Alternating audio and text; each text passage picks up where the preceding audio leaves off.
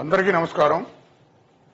గత 2 వారాలుగా మనం పరిశీలిస్తున్నాం. 2 తెలుగు రాష్ట్రాల్లో వరదల బీభత్సం ఎలా ఉంది, ప్రజల జీవన విధానం ఎంత అస్తవ్యస్తమైంది మనం కళ్ళారా చూస్తున్నాం. టీవీల్లో కూడా మరి వీక్షించడం జరిగింది. ఇటువంటి విపత్తులు వచ్చినప్పుడు భాష విద్యా సంస్థలు సేవ చేయడానికి ఎప్పుడు ముందుంటాయి.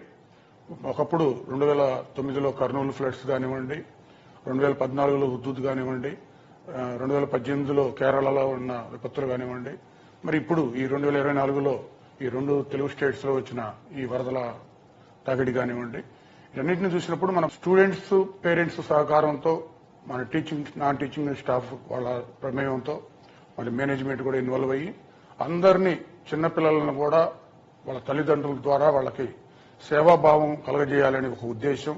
మరి స్టూడెంట్స్ లో మోటివేట్ చేసి వాళ్ళందరి సహకారంతో మరి పేరెంట్స్ ద్వారా సహాయం తీసుకొని ఇప్పుడు విపత్తు వచ్చినా సరే భాష విద్యా సంస్థల తరఫున సేవ చేయడానికి ఎప్పుడు ముందుంటాయి.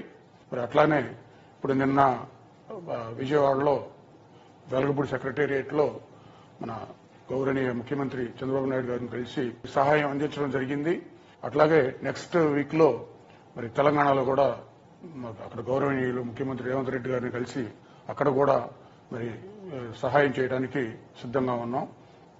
మరి ఈ సహాయానికి మరి ముఖ్యంగా మాకు సహకరిస్తున్న పేరెంట్స్ అందరికీ, మరి దీన్ని దృష్టిలో పెట్టుకొని వాళ్ళ పిల్లలందరూ కూడా చేస్తున్న వాళ్ళ పార్టిసిపేషన్ కానివ్వండి, మరి మా టీచింగ్, నాన్ టీచింగ్ వాళ్ళందరికీ మరి వాళ్ళ భాగస్వామ్యమైనందుకు మరి మా మేనేజ్మెంట్ తరఫున మరి అందరికి కూడా ధన్యవాదాలు తెలియజేస్తూ, ఇక ముందు కూడా విపత్తులనే కాకుండా భాష్యం పేరమ్మ చారిటబుల్ ట్రస్ట్ ద్వారా నీడీ పీపుల్, ఏదో పేద విద్యార్థులు కానివ్వండి, ఏదైనా వైద్యం అందక కొంతమంది ఇబ్బంది పడవచ్చు, ఏదైనా సరే వాళ్ళకి అవసరమైన, పేదవారికి అవసరమైన విధంగా సహాయ సహకారాలు, సేవా కార్యక్రమాలు కంటిన్యూ చేద్దామని ఆ భాష్యం పేరమ్మ చారిటబుల్ ట్రస్ట్ కూడా అందరి సహకారం కూడా కోరుకుంటూ మరి ఒకసారి అందరికీ ధన్యవాదాలు తెలియజేస్తున్నాను. Thank you.